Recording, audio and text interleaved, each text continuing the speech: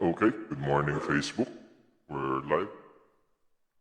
And yun, last weekend hindi ako nakapag-content about faith, so habol ko lang. And kung makita na nyo yung topic na yun is uh, yun, ang sanhi ng pagkabakla or homosexuality, which is pahabol na rin dun sa Pride Month, which is last month. Okay, so yun lang. Ito ang content ko ngayon is pwede na rin sabihin nating reaction video dun sa uh, mga napapanood kong mga komentaryo ng mga pastor and particularly yung isang uh, medyo pagtutuunan natin ng atensyon is yung sagot ni Brother Eli Soriano dun sa katanungan ng kasi sumasagot naman si Brother Eli sa mga tanong noon. And ito kasi napanood ko to sa Usap-Usap University and na-feature lang tong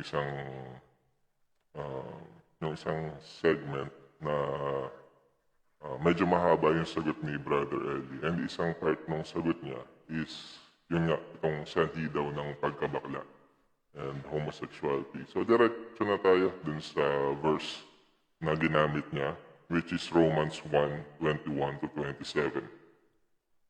Okay, siguro yan ako na lang, pakita ko na lang sa inyo yung verse. Okay, so medyo mahaba to, pero sige, basahin ko na rin.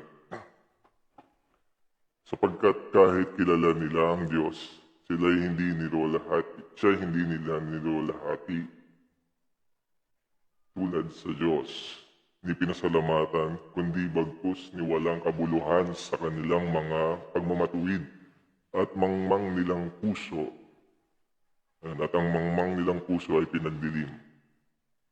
Ang mga nagmamarunong ay naging mga mangmang at pinalitan nila ang kalwalatian ng Diyos na hindi nasisira ng isang katulad ng larawan ng tao na nasisira at ng mga ibon at ng mga hayop na may apat na paa at ng mga nagsisigapang. Dahil dito'y sa karumihan ng mga pita ng kanilang mga puso ay binigay sila ng Diyos sa kahalayan upang alisan nila ng puri ang kanilang mga katawan sa kanilang sarili, sapagkat pinalitan nila ang katotohanan ng Diyos ng kasinungalingan at sila'y nagsisamba sa at nangalagligkod sa nilalang kaysa lumalang na siyang pinupuri magpakailanman sa nawa. Dahil dito'y binigay sila ng Diyos sa mga mahalay na pita, sapagkat pinalitan ng kanilang mga babae ang katutubong kagamitan niyaong nalalaban sa katutubo. At gayon din naman ang mga lalaki na nang iwan na ang katutubong kagamitan sa mga babae ay nagningas ang kanilang karumihan ng pita ang isa't isa na gumagawa ng kalayaan ng mga lalaki sa mga kapwa lalaki at tumatanggap sa kanilang sarili ng kagantihan ng kanilang pagkakamali. Yan. So, ayan yung nakasulat dyan. So basically, ang ano naman dyan, kinote lang ni Brother Eli yung sinabi ni St. Paul dito sa Romans 1:21 to 27. Okay, so ano lang, yung reaction ko lang dito is siguro ito yung isa sa mga examples ng paggamit natin ng mga katuruan or mga practices na pwedeng outdated na din sa society natin ngayon. So paano ba? Ano bang ibig ko sabihin dito?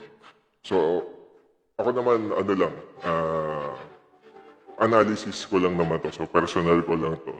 And I'm going to try to be as fair to or in my assessment of this subject.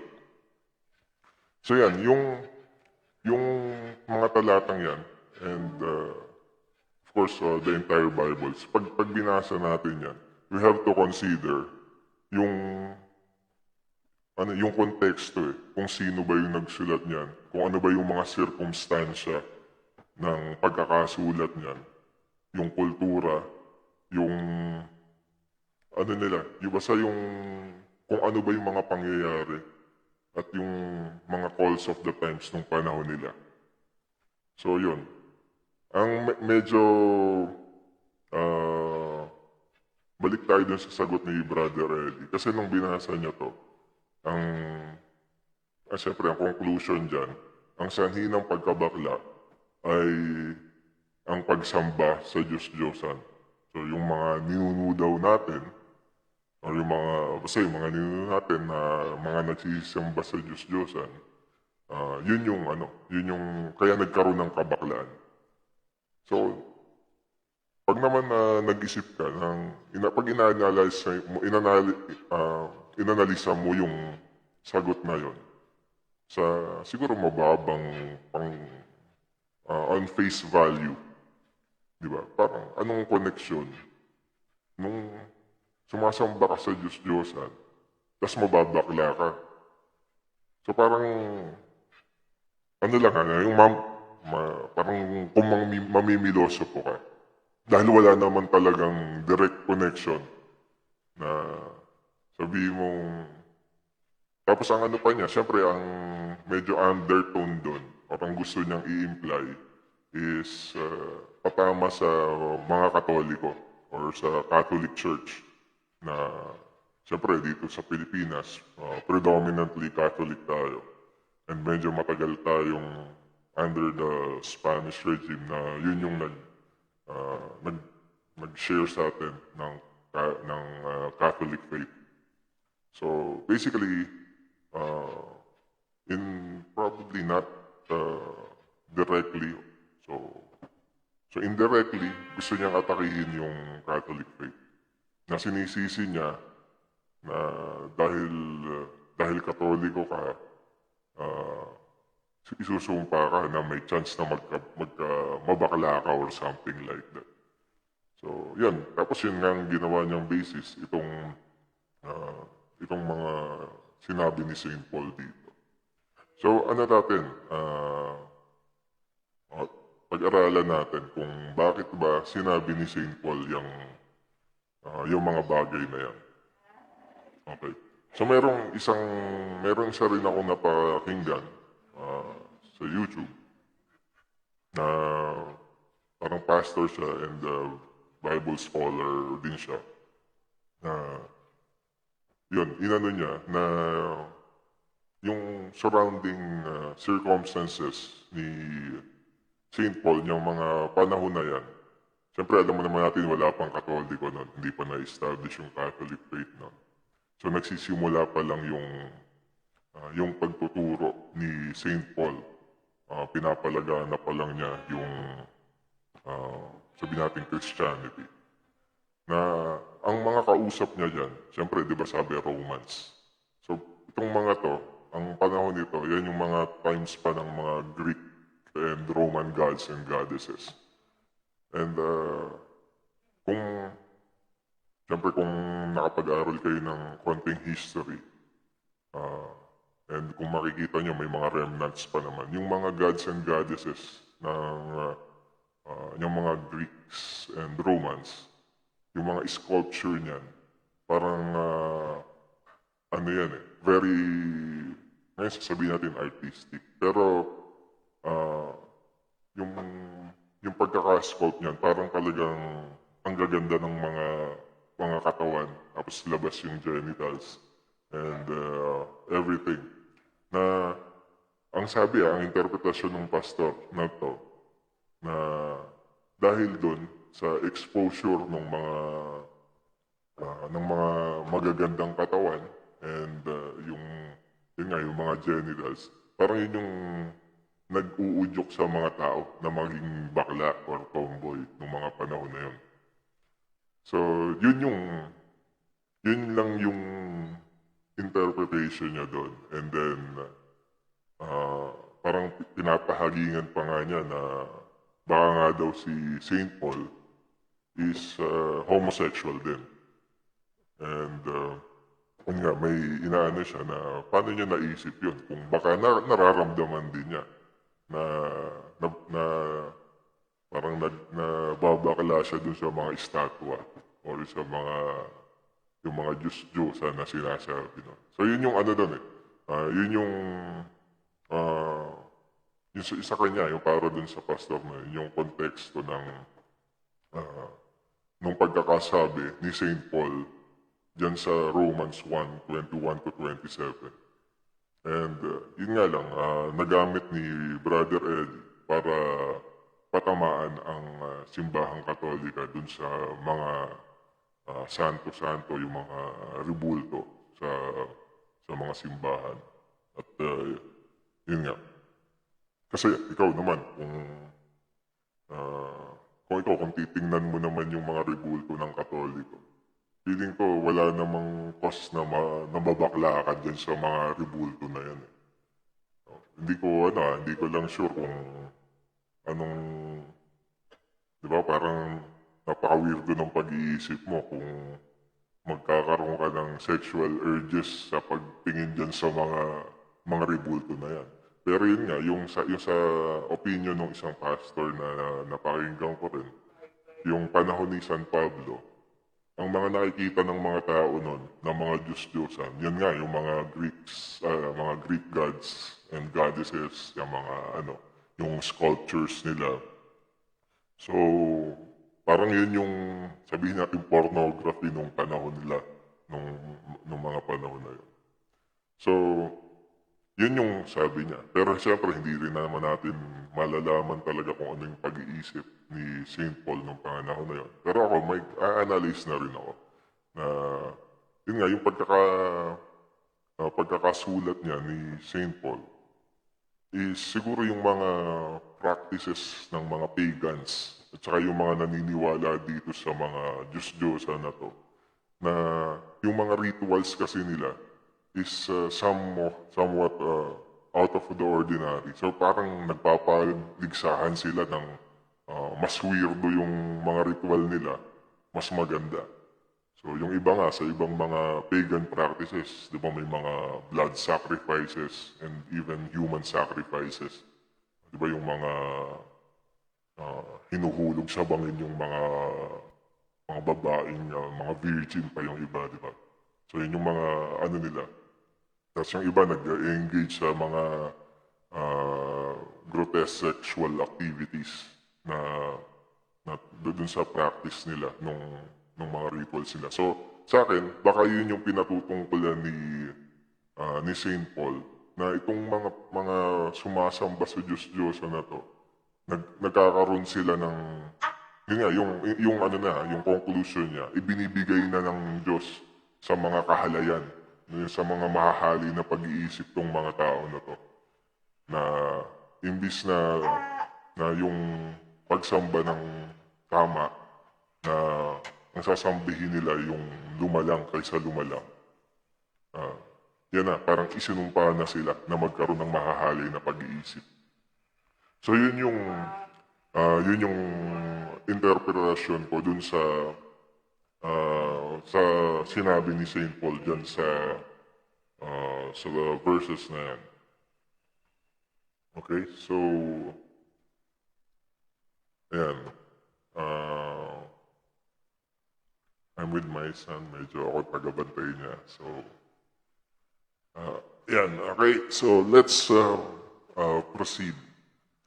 Ngayon, alam naman natin na nung mga panahon na yun, wala pang malalim na pag-aaral tungkol sa homosexuality. Lagi, yan parang it's considered an abnormality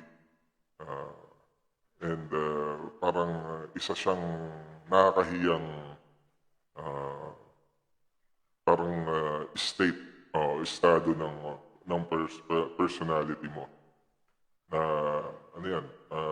parang you will be considered an outcast tapos Yan. Hindi kasi parang katanggap-tanggap sa kultura nila yung mga practices na yan. Okay. So, punta tayo dun sa isa pang verse na i-discuss ko. So, dalawa lang ang verse ang di-discuss ko ngayon. Ah, para hindi tayo masyadong humaba.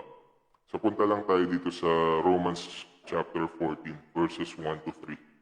Kaya basahin ko na muna. So, datapwat ang mahina sa pananampalataya ay tanggapin ninyo, hindi upang pagtalunan ang kanyang pag-aalinlangan or pag-aalinlangan.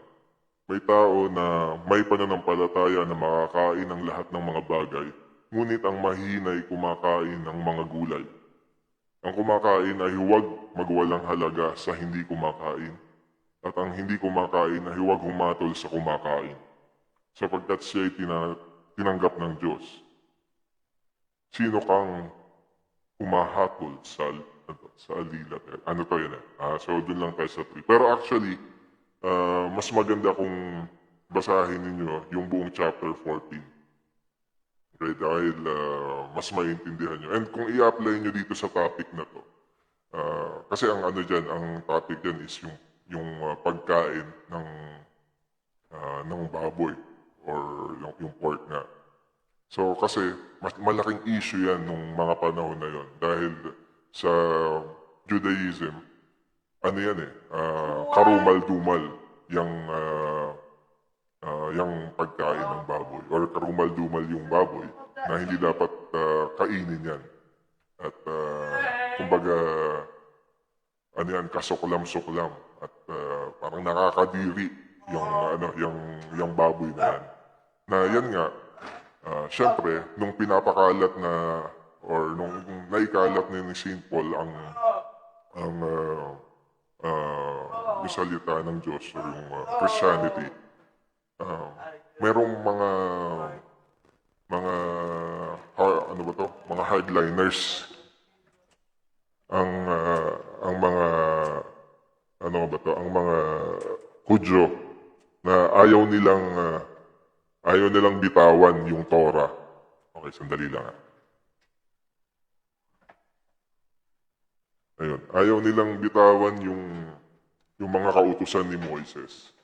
Na gusto nilang i-enforce pa rin yung mga batas na sinasabi naman ni St. Paul na niluma na ng pagdating ng ating Panginoong Jesucristo. So yun yung ano niya, yun yung stand niya dyan na yung tungkol sa mga batas ng letra na pumapatay. Yung mga yan ano yan, pag sinuway mo, may mga iba dyan, kamatayan ang parusa. So, napakadami niyan, napakadaming mga bawal nun sa Israelita, sa Torah, yung mga kautusan ni Moises. And yan, isa yan, yung baboy. At saka yan yung dinidiscuss dyan sa chapter 14. So, yan. Kung ano natin, ibabalik tayo dun sa homosexuality. Kung i-relate natin yung ano dyan, yung pagpapaliwanag ni St. Paul, pwede nating i-ano yan dun sa homosexual practices. Kasi yung mga pastor ngayon, including yung sagot ni Brother Eli, dun sa sinabi ko na napanood ko. Ang ano niya dun, ang sagot niya dun sa nagtatanong, may pag-asa namang maligtas yung mga bakla, yung mga tomboy, yung mga LGBT. Pero, kailangan, wag na nilang i-practice yung mga karumal-dumal na mga ginagawa nila. Yun. So, yun yung most of the pastors na receptive dito sa yung nare-recognize nila na meron talagang na hindi sakit yung homosexuality, hindi yan yung pinipili. Diba? Sabi niya talagang ano yan, nasa naturalesa na yan ng mga yung mga miyembro ng LGBT. So, ang ano lang nila, yung practices. Ngayon, kung ikaw naman, isa kang miyembro ng LGBT, parang mahirap tanggapin na yung isang bagay na yun nga, yung practices, yung homosexual practices, yung sexual practices na direct sa yun na natin, na ano yan eh, sa opinion mo, or talagang naniniwala ka na yan yung expression mo ng pagmamahal eh, na dun sa partner mo. And you really don't see anything wrong with that. Dahil yun yung urge mo eh. Just like the heterosexual person na nagkakaroon din ng sexual urges dun sa partner nila. So, you should also be entitled to the same. Na, yun nga, yung kinoconsider na karumal-dumal ng mga hindi homosexual, para sa'yo, hindi naman karumal-dumal yun eh. Okay. So, kung i-relate natin dyan, dun sa message ng Romans chapter 14, ganun yan eh, sa mga Israelita, karumal-dumal yung pagkain ng baboy. Na pag may nakikita silang kumakain ng baboy, talagang hinuhusgahan nila. Hinuhusgahan nila na ba't kumakain ng baboy ito? Karumal-dumal yan, bakit kinakain niya? Ano yan? Hindi mo dapat ginagawa yan. So, anong sabi ni San Pablo dyan? Huwag mong huhusgahan yung kumakain ng sa tingin mo ay karumal-dumal. Kasi kumakain siya na pinagpapasalamat niya yung tinanggap niyang biyaya sa Panginoon. Yun yung, at yun namang kumakain ng baboy, huwag din naman niyang parang huhusgahan yung hindi kumakain ng baboy. Dahil ginagawa naman niya yun sa pagsunod sa inuutos ng Panginoon sa kanya. So kung medyo fundamentalist ka, gusto mo iisa lang yung batas sa lahat ng mga bagay, hindi mo maiintindihan tong sinasabi ni St. Paul dito. Dahil lumalabas na dito sa isang issue na to, sa pagkain ng baboy, both sides ay tama and both sides mali rin. So depende kung nasaan kang ang side. So paano may reconcile yan? So ang sabi nga niya, kapag hindi ka kumakain ng baboy, nakakita ka ng kumakain ng baboy, huwag mo na lang husgahan. Ikaw, na ayaw mo kumain ng baboy, huwag kang kumain ng baboy. Dahil kapag kumain ka ng baboy na ayaw mo naman kumain, na ang dikta sa'yo ng budhi mo na karumal-dumal yan, yun ang kasalanan. Kapag ikaw ang gumawa, kasalanan yun. Pero yung mga gumagawa no na iba, huwag mong huhusgahan. Dahil hindi mo naman alam yung nasa puso nila. Yun nga, sabi nga ni San Pablo, yung mga tumatanggap ng may pagpasalamat dun sa pagkain nila, yun yung tama, na hindi sila nagkakasala pag ginawa nila yun. Magkakasala lang sila pag kumain sila ng baboy kung sa budhi nila o sa isip nila may pag-aalinlangan sila na hindi pa sila sigurado. Pero kung sigurado sila na yung tinatanggap nila ay malinis at pinagpapasalamat nila na tumatanggap sila ng biyaya sa Diyos, walang pagkakamali doon. Hindi sila nagkakasala. At huwag tayong maghuhusgahan sa isa't isa. So in terms naman sa homosexuality, i-relate na rin lang natin yon na kung ikaw, karumal-dumal sa'yo, yung mga pagsisex ng lalaki sa lalaki, huwag mong gawin. Ano yan eh, yun ang ano sa'yo. Pagka ginawa mo yun, kasalanan sa'yo yun. Ngayon, yung iba naman na gumagawa nun, na ang sinasabi nila, expression daw ng pagmamahal nila yon, and yun nga,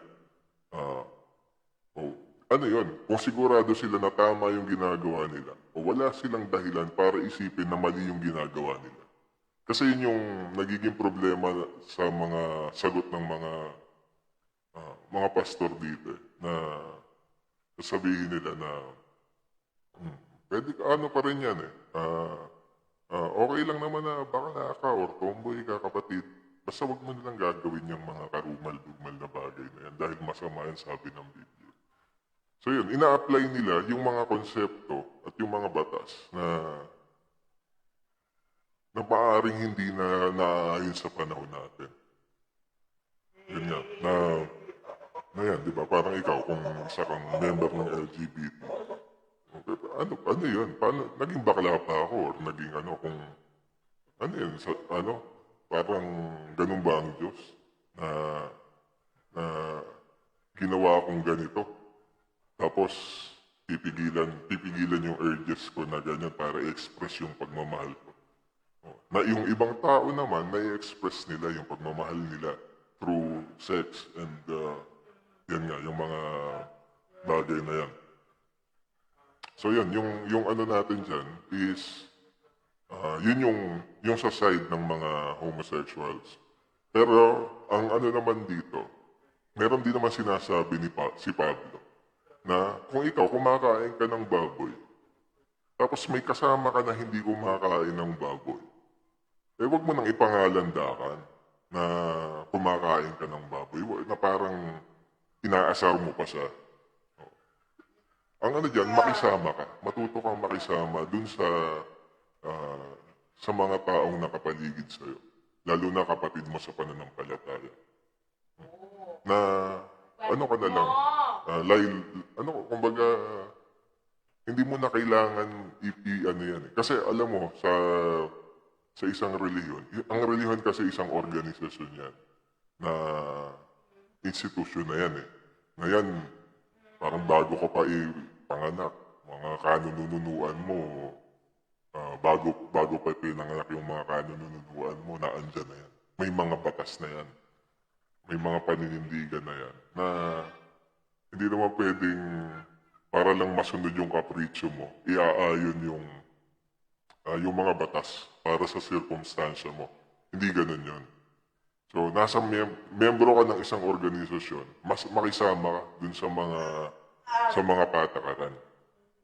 Di ba? Kung naandyan ka sa relihiyon na yan, tapos bawal yung tomboy, bawal yung bakla, baka pwedeng itago mo ng konti yung ano mo. Or pwedeng sabihin natin na kung tinatanggap nga yung tomboy, bakla dyan na pero bawal yung mga sexual practices. Huwag mo lang sabihin huwag mo lang ipagkalap yung mga sexual practices mo. Pero, yung parang sa sarili mo, kung alam mo na tama yung ginagawa mo, na walang mali, at pinagpapasalamat mo ang biyaya ng pagmamahal, ng pagbiyaya ng pakikisama ng partner mo sa'yo. Okay yan, di ba? Pero yung sasabihin mong i-impluensyahan mo pa yung religion mo para tanggapin yung practices na yan, na meron na yung long-standing parang laws regarding homosexuality. Yan, kailangan i-consider mo rin yung mga taong nasa paligid mo. Na yung iba, ako personally, siguro kung kung ako magde-decide, ayoko ding maging homosexual yung mga anak ko. Sa akin yun, personal opinion yun. No offense meant. Kasi, napaka-hipokrito ko naman kung sasabihin ko na, may mga personal din akong mga dyan. Although, malawak ang pangunawa ko dyan. Dito nga, di ba, yung sinasabi ko na huwag tayong maghusgahan sa isa't isa. Pero siyempre, personally sa akin, karumal-dumal. Kapag ako, nakipag-sex ako sa kapwa ako lalaki, yun yung personal ko na. Kaya ayaw kong gawin yun. Ngayon, at the back of my mind, yung para sa mga anak ko, ayaw ko din sana silang ganon. Dahil, wag niyo naman akong sabihin na ano pa rin ako, mapanghusga. Pero ano natin yan eh, as parents, di ba, yun yung ano natin eh, na parang gusto natin yung mga magagandang bagay para sa mga anak natin. And yun nga, nagbabase yung mga yun, yung mga pag-iisip natin, dun sa sarili nating mga preferences din. Okay, so yun, wag nating, o kunyari kung member ka ng LGBT, wag mo sisisihin yung mga magulang ng yung mga kamiyembro mo na ayaw nilang maging example sa mga anak nila yung pagtanggap sa ganyang sa practices ng homosexuality. So, yun lang, tanggapan lang tayo. Ano lang, so syempre ayoko naman na i-promote din na umalis ka na lang dyan sa religion mo. Maghanap ka ng religion na tatanggap dyan sa practices na yan. So, hindi rin naman, that's ano pa, parang extreme na rin yun para sa akin. Kasi napakaraming adjustments ang kailangan mong gawin sa paglipat sa relihiyon. Mayroon diyang mga relationships na mawawala, magkaka-friction ka sa mga matagal mo ng mga nakasamang mga tao. So yun, pero kung talagang hindi mo na matake yung mga, yung ano nga, kung talagang gusto mong ipaglaban yung ano mo, yung mga, okay, kung gusto mong ipaglaban yung paninindigan mo, eh, baka nga yun yung ano, yun yung the best way. Or mas maganda sana kung may talagang may organisasyon kayo ng LGBT, magtayo kayo ng sarili nyong relihiyon na meron kayong mga basihan dyan sa mga paniniwala nyo. And doon nyo yun ang gawin yung platform para isulong yung mga paniniwala nyo. Pero yung parang gusto nyo pang kumbinsihin yung mga long-established religions para tanggapin yung practices nyo na sa palagay nila ay hindi sang-ayon sa kalooban ng Diyos. Kailangan respetuhin nyo rin yun. Dahil ang mga reliyon, ang pwede nilang panghawakan yung sinabi sa scriptures na yun nga, na kung ano yung itali nyo sa lupa, itatali rin sa langit. Okay. So, yun lang. Nakailang minutes na ba tayo dito? Okay, so medyo tumagal na rin pala tayo.